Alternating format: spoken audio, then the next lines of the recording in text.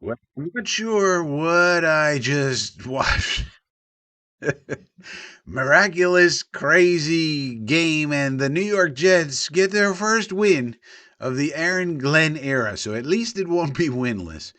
And the day started out about as crappily as it possibly could.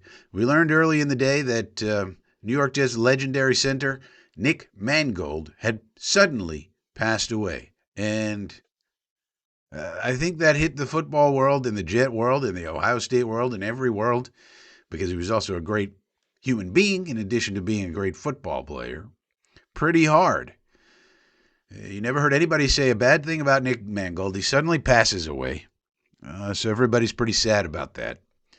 Then we got to go play a game, and we have some of the craziest stuff happen in this game that I've seen in a long time. And we got the win for Mangold, so that's a good thing. But man, crazy win. The Jets put up 23 points in the fourth quarter in this one. They win 39-38 against the Cincinnati Bengals. That's a loss that stings for the Bengals. The Bengals were trying to hang around until Joe Burrow gets better in December, perhaps. Um, their season's certainly not over, but that's not a game that they wanted, to lose. Looking at their schedule, they were marking that one as a win for sure. So Justin Fields goes 21 for 32, 244 yards, one passing touchdown, a rating of 99. Breece Hall threw a pass in this game. Went 1 for 1, 4 yards, one touchdown. Mason Taylor Moss is a dude in the back of the end zone. And I'll tell you something about Mason Taylor. That kid looks like he is going to be Mr. Reliable. You need something, throw it to Mason. You need a first down. You need a touchdown. You need a clutch play. He looks like he's going to be our Sam Laporta on this team, I swear. But it wasn't looking good early. We went down 10-0 early, and then at the half it was 24-13. So we had started to get something a little bit, but it wasn't that great. And then the third quarter was we only scored 3 points. They scored a touchdown, and so things weren't looking great. And this defense continues to be terrible. And against any quarterback who's of any quality, we cannot stop them. The 2 weeks that we had good defensive performances were against bad quarterbacks, Bo Nix and Bryce Young. They're bad right now, those two, and maybe they'll be good in the future. They're young guys, but Joe Flacco, he knows what he's doing, and he was carving us up. And then the run game was carving us up. We gave up 181 yards rushing. P. Ryan had 94, and Chase Brown had 73. They had 7.9 yards per carry. So they were killing us on the ground. Joe Flacco even ran it a couple of times for 14 yards. On the other hand, we ran for 254 yards, so we killed them on the ground. Craziness. Breece Hall wound up 18 for 133. So if we were thinking about trading him, price just went up. 7.4 yards on the ground and 2 touchdowns, his first 2 of the year, including a passing touchdown. So if you had him in fantasy, congratulations. I'm sure that was quite nice. Isaiah Davis contributed 7 for 65. That's a 9.3 average. Isaiah Davis looking like a big contributor. And Justin kicked in 31 yards as well, and 25 from Isaiah Williams, who also had a nice game as a wide receiver and a special teams player. Tyler Johnson, 3 for 64 receiving. Isaiah Davis, 5 for 44. Mason Taylor, 5 for 34. So we really spread it around. 248 passing yards, 254 rushing yards, over 500 yards of offense. The offensive line deserves a lot of credit for this game. Jamar Chase, 12 catches for 91 yards. T. Higgins, 1 for 44 and a touchdown. But the defense is still a problem. So, Malachi Moore led the team in tackles with 8. Jarvis Brownlee had 7. Strange thing in the beginning of the game, Jamian Sherwood was kept out of the starting lineup. He was in on special teams and then was kept out of the defense for through the first quarter. They asked Aaron Glenn about it in the press conference. It was the last question they asked. And he said, we're going to keep it between us. So he's not revealing why that happened. When it was going on, I was pretty upset going, what the hell are we doing? Especially because the defense the defense wasn't great the whole game. We gave up 38 freaking points, but Certainly not good in the first quarter where we were outscored 10-0. So we don't know what happened with Sherwood. He's our captain, and he got benched. Quincy Williams came back, played pretty well. 1 tackle for loss, 2 pass defensed. You know, um, I think we have a big problem as far as run defense. We know that. What's the answer? I don't know at this point in time. Nick Folk continues to be perfect. The punter's fine.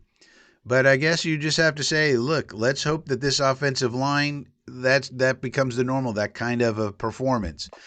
This is kind of what we were thinking offensively you could have. If you could get an outstanding game from the offensive line, both run blocking and pass protection, you could do enough to wear down the other team running-wise and then give Fields enough time, and he can make enough plays, both with his arm and legs, and that's what this was. And if you think about it, that's what the Pittsburgh game was. We lost that by 2 points.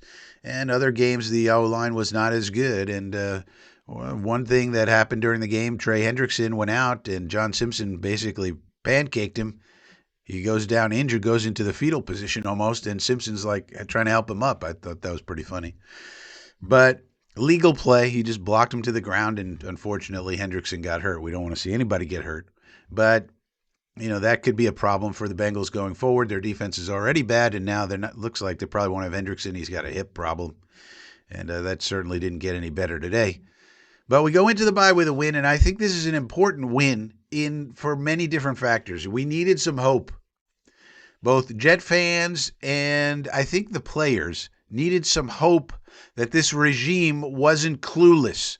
In the beginning of this game when we were down 10 and we were benching Sherwood and things weren't going well, I was thinking this regime is clueless. But now, maybe not. The criticism will be tamped down a little bit. There's going to be some of the reactions in the media are going to be, they showed a lot of fight. This team is finally showing some grit in all this. And that's what that's important. It's also important that the players feel like there's hope in this fucking organization. If you're thinking about, people who might want to come back or might not, Breece Hall, some of these offensive linemen, people we might want to bring back, might not, free agents that we want to bring in here, there has to be a sense that there's some kind of hope for this organization that's not totally fugazi and just totally crazy, because the owner talked in the media. Anytime our owner talks in the media is going to attack him. And I think it's kind of gutless and kind of wussy move. I saw people criticizing Woody in the media, and I think that's kind of gutless because Woody's not going to respond to you. And it's like the most obvious criticism that you could have. Let's criticize Woody. Okay, we all know Woody's not the best owner. So you're just going to rant and scream and rave and say Woody sucks and sell the team and all that? I mean, it's the most obvious criticism you could do. And you also know you're not going to get any pushback from anybody because nobody's going to push back on somebody criticizing a billionaire owner. It's sort of a gutless criticism, in my opinion, even though we all know Woody sucks. He's terrible. He's not a great owner. We get it. And every time he opens his mouth, he says something stupid. We know. But nonetheless, so now the narrative can be that Justin Fields, took all of that and shoved it down his throat and said, fuck you, I'm going to win anyway, and had a pretty good performance. I mean, it wasn't a great performance, throwing-wise. I mean, when you factor in the running and how he ran the offense, it was pretty good. But he did make enough good throws, and and anytime you win, man, I really thought... Joe Flacco was going to go down and they were going to kick a field goal for sure. And that would have been the third one. I was getting ready to come on here and say, well, there's a third one where the defense can't hold them. If the defense had held them, we'd have 3 wins right now just on that one drive. The Pittsburgh game, if the defense held them out of field goal range, could have won that one. The Tampa Bay game, if we got a stop against Mayfield, he was running all over the place and this and that. If we could have stopped him there, and then this one, so it could have been 3 wins very easily. And I think if we had 3 wins right now, I think people would be feeling a lot different about this team. And we're talking about one stop by the defense on the last drive of the game. It's funny how life works. But we got one from Nick. Old Nick Mangold in heaven. So we got one for him, and this will at least give people hope that this regime isn't completely lost. It'll hold that criticism at bay, at least through the trade deadline. Now all eyes turn to the trade deadline. What moves do we make? What moves do we not make to set us up for the future? But I think this was obviously a much needed win. And boy, oh boy, unexpected.